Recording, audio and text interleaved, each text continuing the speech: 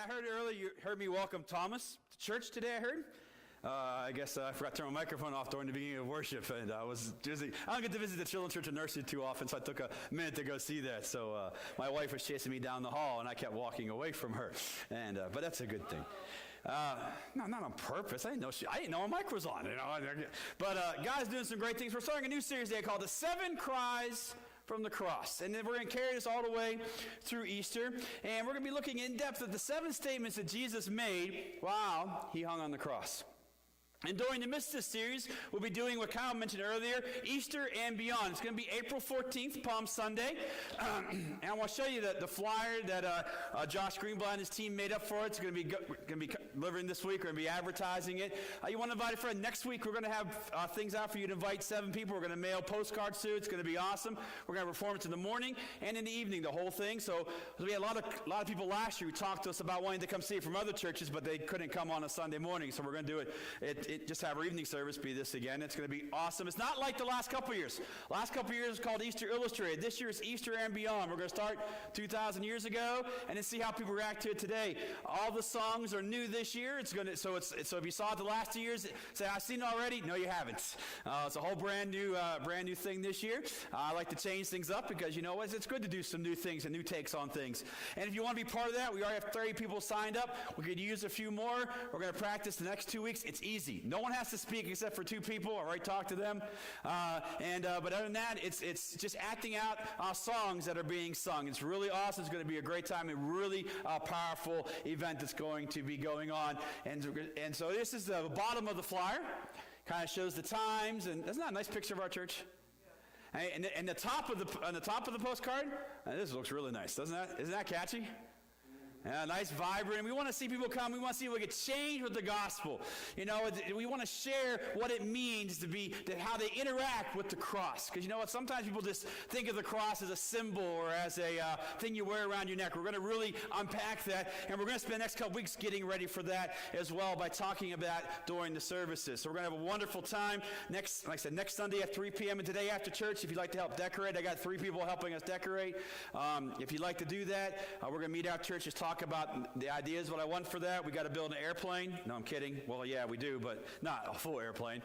Anybody has an airplane that can fit inside the sanctuary? I'd like to know. But we got a lot of different things we're going to be doing to show how people interact. And then the last song is just amazing. We're going to be singing as, well, I won't give it away. It's a surprise. So as we go on. So today, Today we're talking about the 7 cries from the cross. And why we're talking about cries is because, that is the right one, B. Ever heard this phrase, that person got crucified by media, friends, boss, family sometimes? You ever heard that someone, they just got crucified? The problem is we use that term a lot in our society, but you really don't understand what that really means.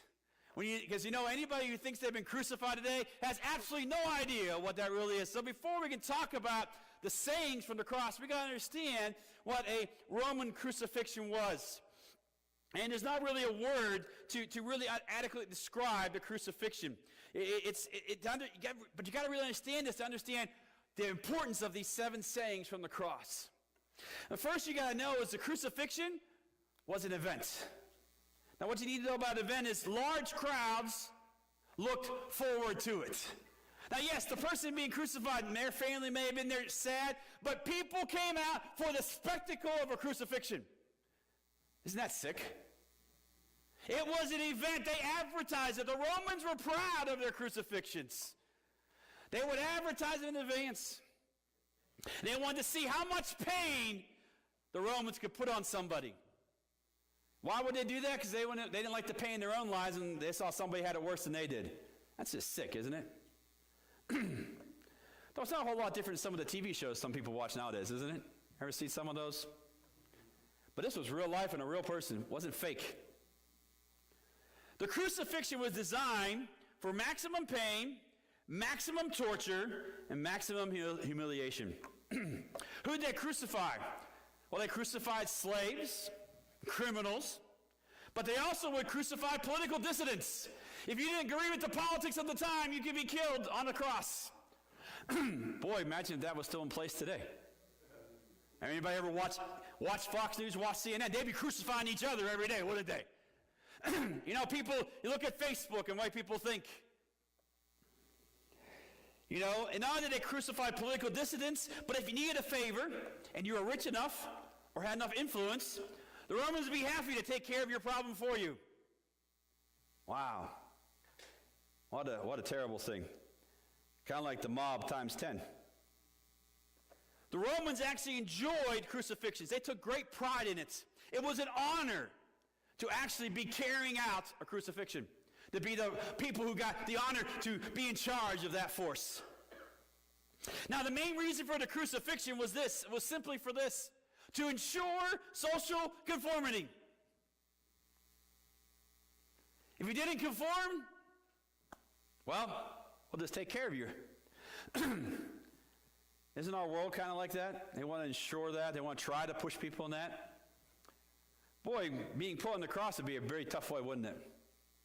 And after Jesus was raised from the dead, they would threaten the apostles with that. Even Peter died. He died hung upside down on the cross. Why? Because they wanted to push him to give up his faith. They wanted to push them to give up what you were doing. But like I said today, though, it was an event. And so it's just more than just the actual crucifixion on the cross. It all started first with a trial.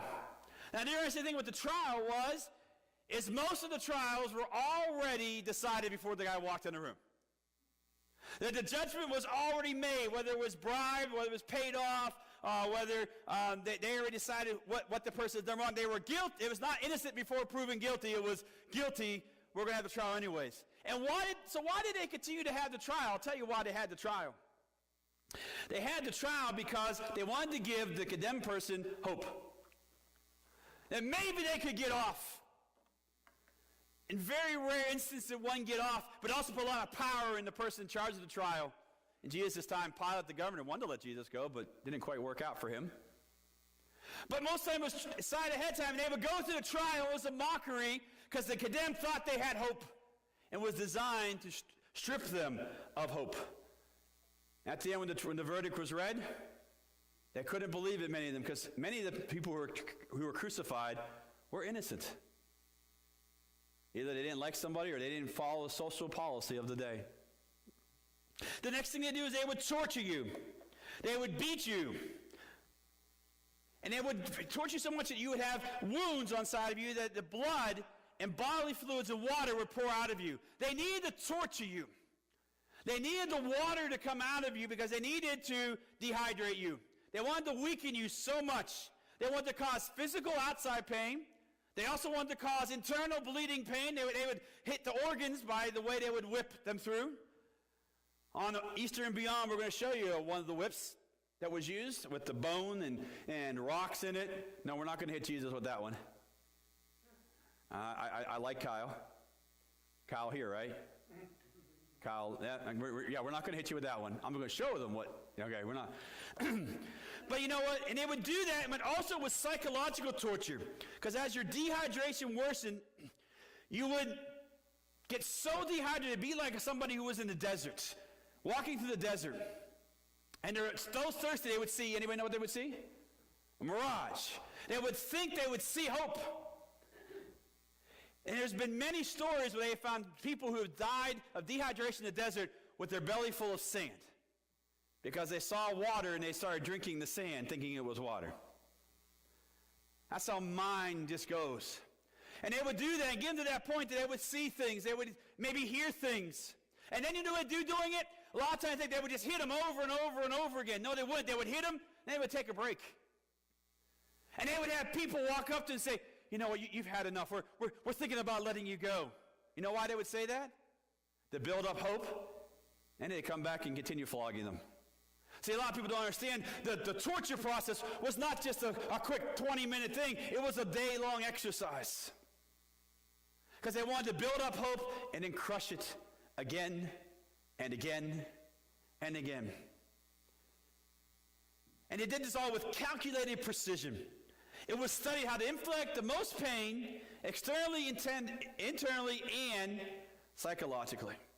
Because what they want to do, they wanted to see if the person would just give up on their own. to be totally beaten before they put them on the cross.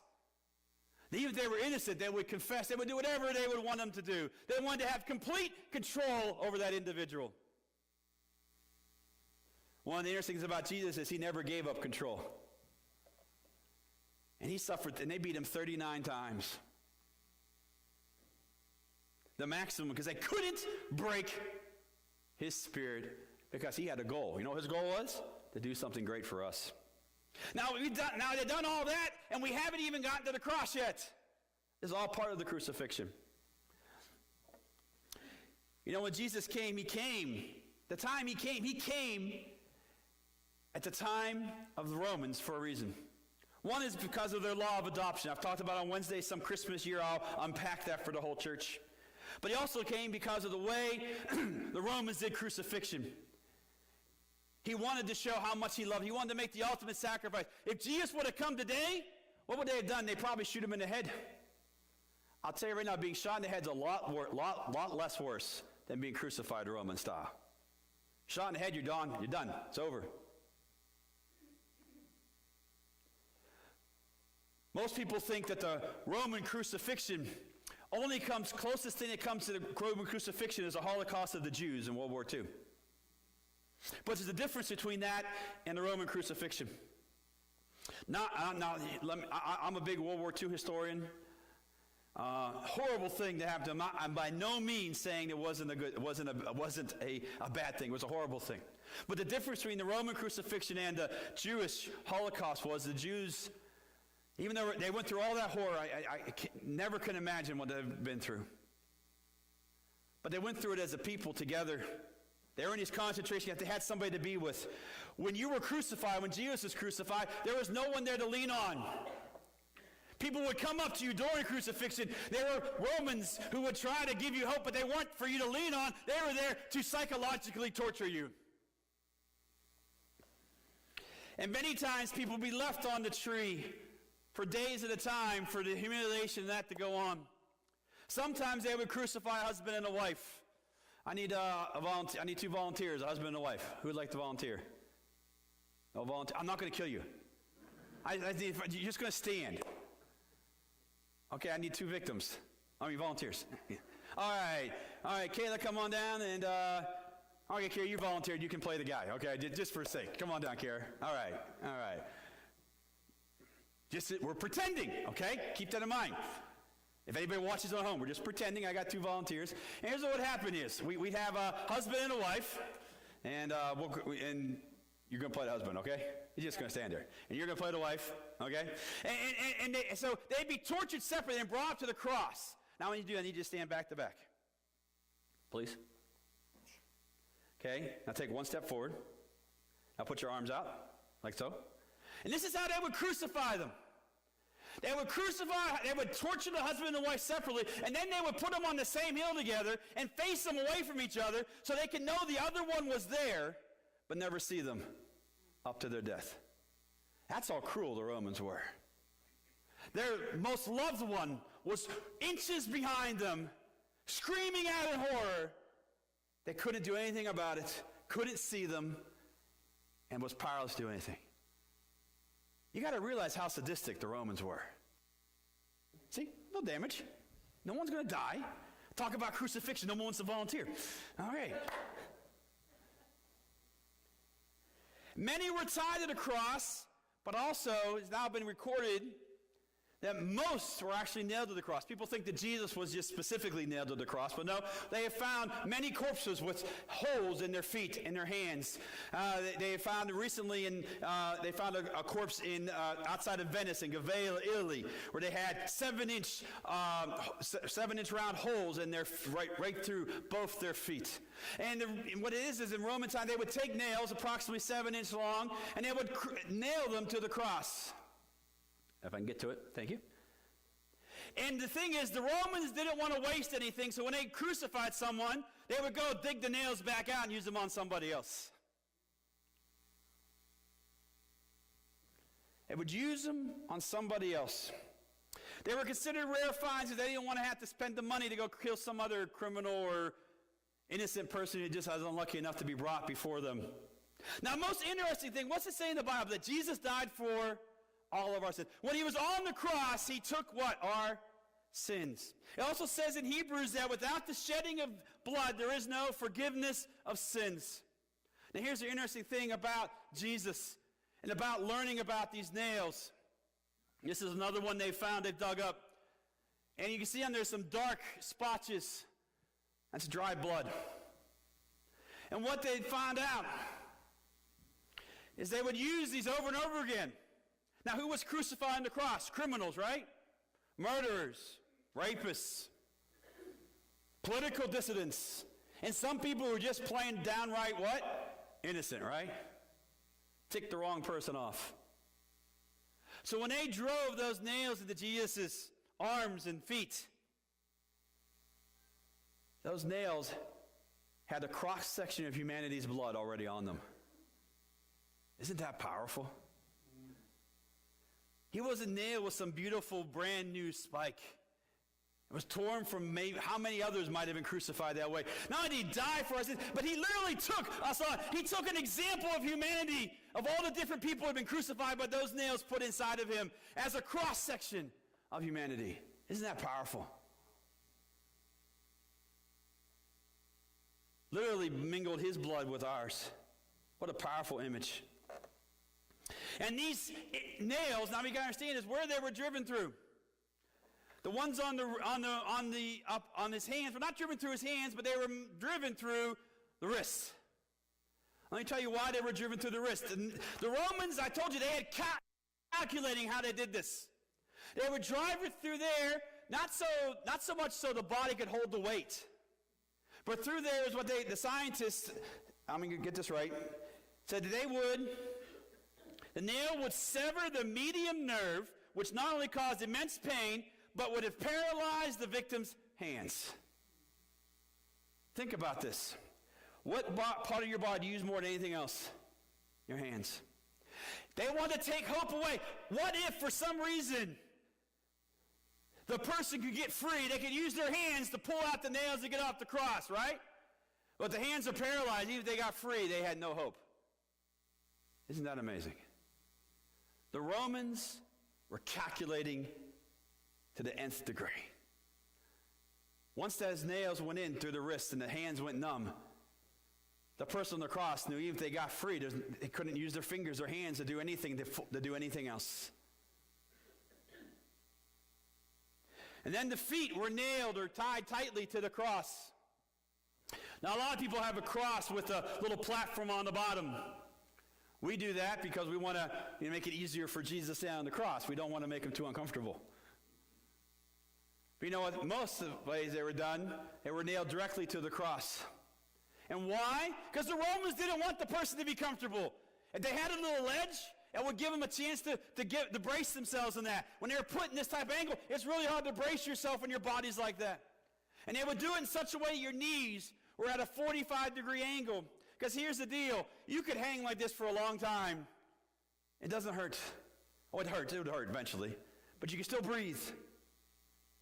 But the legs are pinned this way because the person could breathe in just fine this way, but the legs are pinned at a 45-degree angle. The problem wasn't breathing in. The problem was breathing out. And what happened is carbon dioxide would build up in the body and would slowly be poisoning themselves to death. And once the legs gave out, the pressure then would be transferred back to the arms. And the arms would hang. And as they were examining some of the corpses they found over the years, the arms could go as far as 6 to 7 inches, be stretched out by hanging on the cross by the weight. That's a lot. And gradually it would just bring those shoulder blades apart, bring the part at the joints. The victim then would have no choice but to bear the weight on his chest. And that's when suffocation would begin. Because here's what would happen. They'd be in such a place that their arms would have no more strength. They'd been stretched out. Their legs have given out. That they would push up with their chest. And they'd be able to breathe in, but they'd be in a constant shape because their rib cage would be put in such a place to put pressure on lungs that they could breathe in, but they couldn't breathe out. And if you can't get rid of the toxic gases inside of your body, suffocation comes. And then eventually you would hear they would break the legs of the Romans. Of the person dying on the Roman crucifixion. Now the interesting thing is, they didn't need to do it. They would have died soon enough in that position once the arms started to get longer and began to droop. You know why they broke the legs? They wanted to please the crowd. The crowd be cheering them on. We want to hear the bones break. They did it. Remember, this was an event. The Romans wanted to please. Today we talk in football about, it's a bone-crushing hit. You have no idea what a bone-crushing hit until you actually see it in first place. When I was in third grade, I was getting ready to start my summer vacation. And we were at building a pool at my friend Richie's house. My dad was there helping them put it in. And so Rich and I, we decided to go over the hill down to the creek, and we wanted to catch crawdads and little crayfish. We didn't want to eat them. We wanted to torture them and disembowel them. And I was a 9-year-old boy, okay? That's what I do. We thought that gross stuff was awesome. Any other guys do that when they were a kid? Thank you for not lying. I appreciate that. All right. I'm not the only one.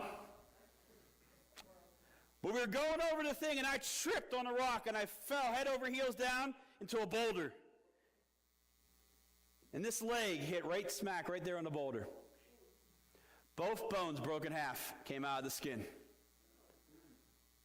I've never been so scared in my life. And I let out a scream, and I was crying.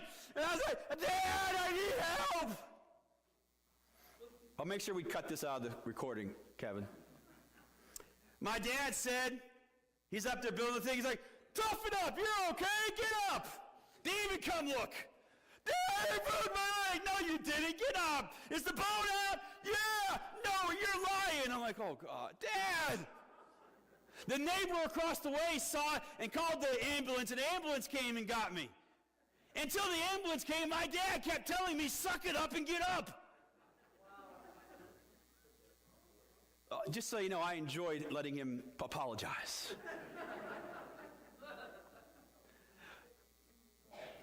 But not only did I feel the bone break once, because I was down there, so when I got to the hospital, this is in 1978, 79, and I got in, the doctor said, well, we got to fix the bone, we got to do something. And he's talking to my dad, says, I got to do something to his bone right now. I was like, he's like, okay, go do it. And he walk over, and I'm just crying, like, oh, you're going to help me, Sam, I'm going to help you. And he broke it again. No anesthesia. Yeah, that's about right. Yeah, that's exactly. I'm like, why are you doing that? And he's like, because he had to do it to set it. And I was like, oh, man. I know what a bone crack literally sounds like. And they would do that to appease the crowd. I imagine how I felt. Imagine that you're dehydrated, you've been tortured mentally, physically, and then you're knowing the end's near, and then they do that to you. Imagine the blood-curdling scream that would come out of the person. You have to understand this to really understand what Jesus did on the cross. Sometimes we just look at it's the cross. Well, there's a lot more to the cross than it's just the cross. It was an event. Which makes more amazing the statement made by the Roman who was in charge of the crucifixion. Remember, it was an honor to be in charge of these things. And he said this, truly this was the Son of God, with exclamation point. He said it pretty loudly. Was it because he thought Jesus was tough physically? Jesus probably was, but he might have seen bigger guys. Was Jesus tough emotionally? I'm sure he was, but he might have seen others. Was he mentally tough? I'm sure he was, but I'm sure they've seen examples of others that were mentally tough. Why did the Roman officer say true? Because were there others up there who claimed to be something? Yeah, there were, weren't there? We know that because in Acts they talk about other people claim to do different things. But why did the Roman officers exclaim this? He didn't just say it, he exclaimed it, exclamation point. Because of what Jesus said from the cross. You see, these 7 statements we're going to begin to talk about now. You can find them here. The one we're going to talk about today, don't look them up now. As we go through the few weeks, we'll talk about them all. They all describe the character of the cross, of Jesus on the cross. Don't you know the true character of someone when they're going through something, don't you? They can be tough on the outside, but when they're really going through it, are they still tough? Do they still trust in Jesus? Do they still trust in what's going on? Are they still follow the plan? You find out the character of somebody when they're in danger, don't you? Jesus, find out his character. His 7 cries from the cross show the character of God. They reveal his true character, because up to this point, he's said a lot of things. Now he's showing it. How many know it's not just the words, but the actions got to go with them, don't they? And I want to tell you something. When we get through this series, you'll find that Jesus does not disappoint. If you need help in this world, Jesus is there. Everything he promised he did. He did everything for you because he loved you so much. And these 7 cries show the love. And when the Roman soldier who was there heard all the 7 cries, here's what he didn't hear. He didn't hear Jesus blaming somebody else. He didn't hear Jesus cussing anybody out. He didn't hear Jesus complaining on the cross. He didn't hear Jesus asking for mercy on the cross. He didn't hear Jesus calling out the people who did this to him on the cross. All Jesus did on the cross, you'll see through all 7 statements, is he showed what he preached the whole way through. The character of love was first and foremost, and that we were worth it. So today we're going to start with the first one. And the first one is not the first cry. It's actually, if you read through, it's the actually 5th one. I'm doing it in the order I think are most relevant. So back to the wounds that were created. They were intended to add one more torture. And the last torture was this verse here. It says this, John 19:28. Jesus simply said, I thirst. The smallest of all the comments, but so profound. You know, there's just something about when you're thirsty, you just stay thirsty until you get a drink, right? And the more you talk about, the more thirsty you get. Anybody thirsty? So I talk about it some more? No. But you know what? Thirst.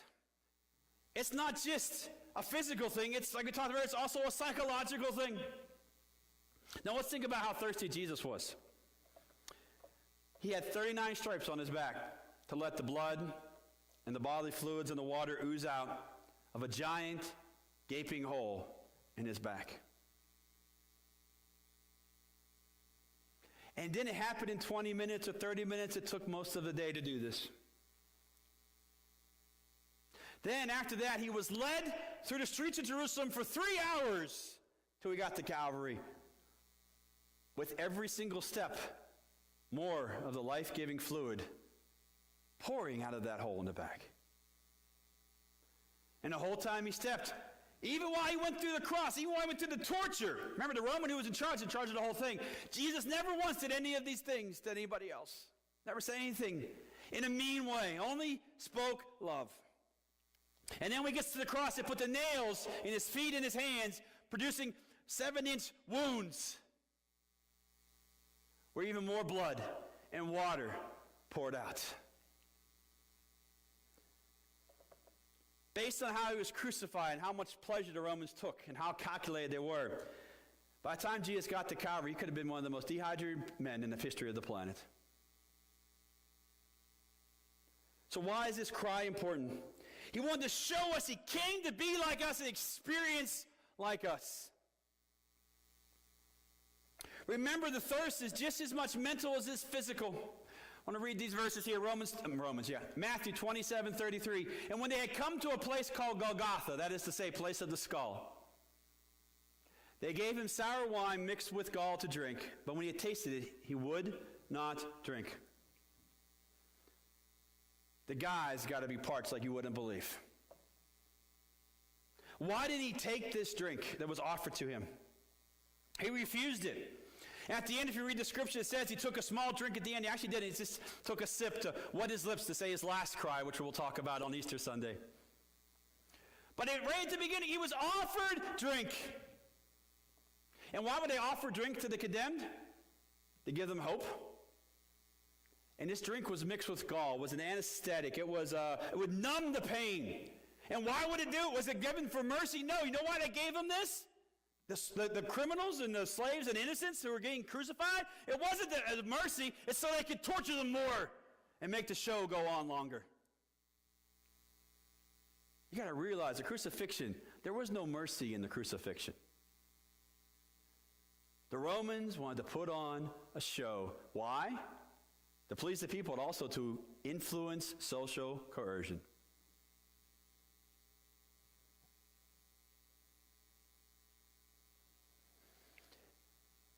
But why did he take this drink? Because if he would have taken this drink, it would have numbed part of the pain. And he didn't want to numb anything. You know why? Because he thirsted for something.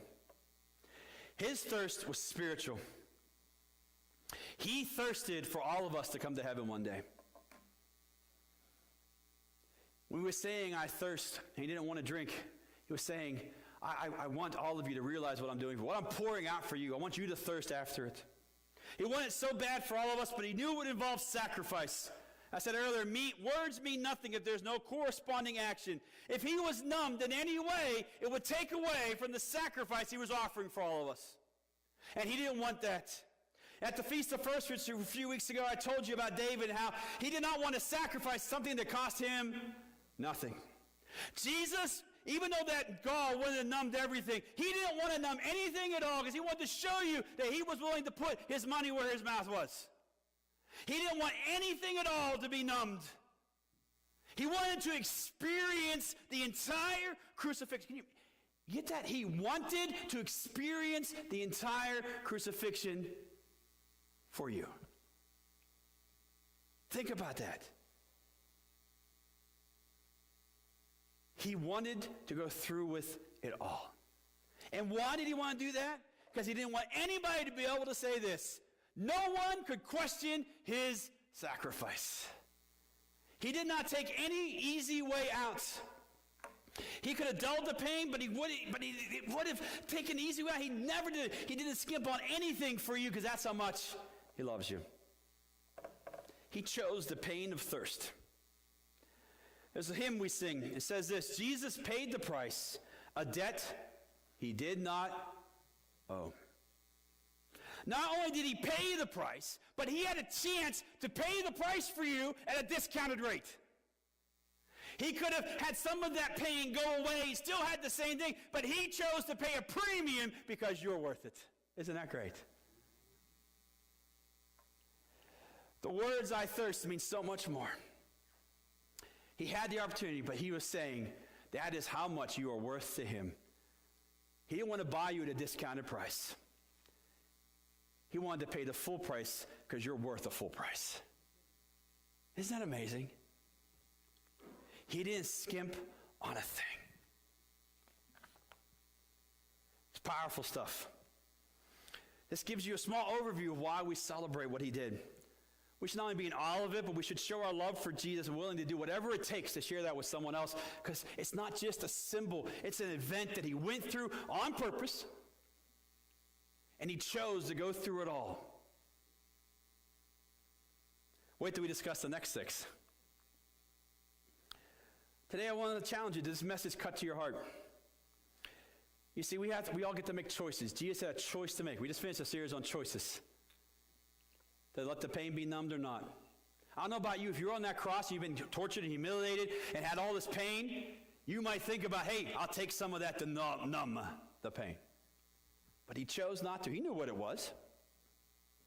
See, Jesus literally put himself on display. I want to end with 2 verses and then we're going to finish today. John 15:12 says this: "This is my commandment, that you love one another as I have loved you." Now this is very interesting. What's the last part says? As I have loved you. This is how we're supposed to love one another. Just the way Jesus did. What's that mean? Well, somebody hurt me. Okay, you still got to love them. But you don't know what they've done to me. You still got to push through that and love them anyways. Because Jesus took the pain on purpose because you were worth it to him.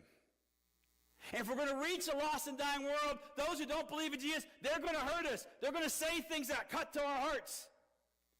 But you know what? We got to take that pain and say, you know what? I'm still going to love them anyways. I'm not going to return evil for evil. Jesus had the opportunity to do that on the cross, but not one of his 7 statements does he return the evil that's done to him. That's what spoke to the Roman soldier. That which still speaks 2,000 years from today. So it's going to speak at Easter and beyond this year. And the last part, this. Greater love has no one than this, than to lay down one's life for his friends. See, Jesus, he didn't just say the words. He had corresponding action to go with it. That's why we should do what God says. That's why, why we should read the Bible. Why should we do what God asks us to do? For one simple reason. Well, 2. Number 1, there's blessings in heaven for us. And number 2 is because Jesus is the real deal. And we don't follow the word. Now, we won't make mistakes from time to time, and God says he'll forgive us, 1 John 1:9. But we should follow this.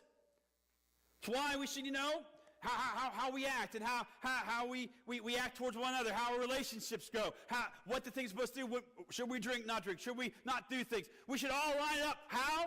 By the word of God. Why? Because here's what people say, well, it's just words from some God.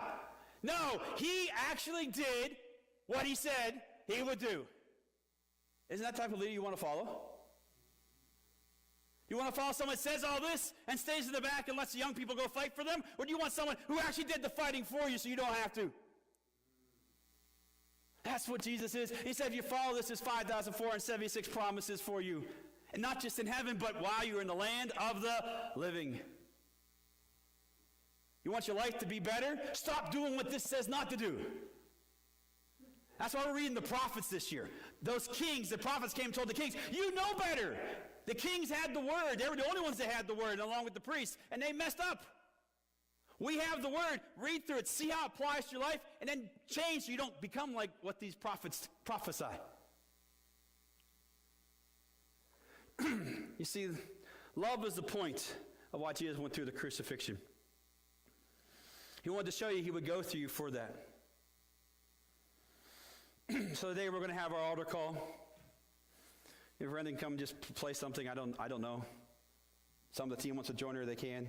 I didn't give her instructions ahead of time. This is the first cry from the cross, and today I just want to open the altars. Maybe you're here today and you don't know Jesus. Actually, we're going to pray for that in a second, because I never want to miss an opportunity for that. Second of all, I'm going to open the altars. Maybe today you never realize how important the cross is. I'm not saying that you've done anything wrong. A lot of people don't know. And I just gave you a glimpse of it. There's so much more I read. I could preach all day on it, but I don't want to keep you here all day. I just gave you the highlights. It gets worse. But the reason we understand the cross is so we understand the message that's in the cross that people need to hear. It's not a piece of jewelry. It's not something we hang on our church walls. It is not a symbol. It's an action that Jesus did. He chose to do. Today, I hope it met with you. I hope some of you feel a difference in you about how much he loves you. I want you to come forward in a few minutes and show him how much you love him back. And second of all, how motivated it should be for us to share this message with renewed vigor. We have tracts in the back you can give out. People will read. They're great. We're going to start a class after Easter about how to witness to anybody. Because we need to share this. We don't know when the end's going to be. It doesn't matter when Jesus is coming back, to be 100% honest, because no one's guaranteed another tomorrow or another breath. It's another part, one of our themes in our Easter and beyond this year. But we need to be motivated to share it. This is not the time to wait and say, well, they're okay. Oh, they'll get it eventually. There's no eventually is guaranteed. And so today, right now, we're just going to everybody bow your heads and close your eyes. Because first I want to see if anybody here, if there's anybody in this room, no one's looking around but me. Promise I will not embarrass you. But Jesus wants to love you. And if you're here today, you're not sure that if you would die today, if you would go to heaven, I want you to raise your hand because we need to make sure. Jesus says he can be sure. Anybody here today want to give their heart to the Lord? You got one hand, two hands. Anybody else? It says in the Bible, it says that if you believe that Jesus Christ, confess that Jesus Christ is your Lord, and believe that God raised him from the dead, you will be saved. And what it talks about, Paul talks in Romans, is about having a relationship with God. He'll come, he'll change your life, and you got to give everything to him. You can't just give your Sundays or your mind, or your heart. You got to give your whole everything to him. And say, I'm willing to do what you want me to do. I'm willing to follow you. And you do that, God says he gives you all that he has. It's a great trade. No one here has more than God has. The whole world combined doesn't have more than God has because God owns it all. And he wants to bless you. And all he asks you to do is love him and then a relationship. And then just start with baby steps. In the back, we have a class on the table that says Knowing God. 14 pages long. You'll learn a whole lot about God. Get into the Bible, those that raise their hands, and see what God has for you. Start in the book of John or Acts. Either one. They're both great places to start. But right now, we're going to pray this prayer. If you mean it with all your heart, God says at that moment, you begin a relationship with Jesus Christ. But we're going to say it together as a church because we don't want anybody to be embarrassed. So just repeat after me, church. Dear Jesus, I ask you to come into my heart. Take away my sins. And Jesus, I believe you died on the cross by choice for me, and that you came back to life so I can live with you forever in heaven. Amen. It says right now that you should be feeling, if you said that and you honestly, you should be feeling something inside, because that's how, when you start a relationship, you feel these little good things. These love things. There's not really a word for them. You should feel that because Jesus is in love with you. Now today, as we just end today, it's not going to be a long one, just a short one. But if you're here today and this message touched you in a way, if the cross was open to you another way, you just want to get closer to love with Jesus today so you can share it with somebody else, come join me. I just want to pray one quick prayer with you. Remember, the altar is critical in the Bible. 320 sometimes in the Bible, because it shows that you really believe what God is saying. So right now, just sing one chorus and come forward. I just want to pray with you.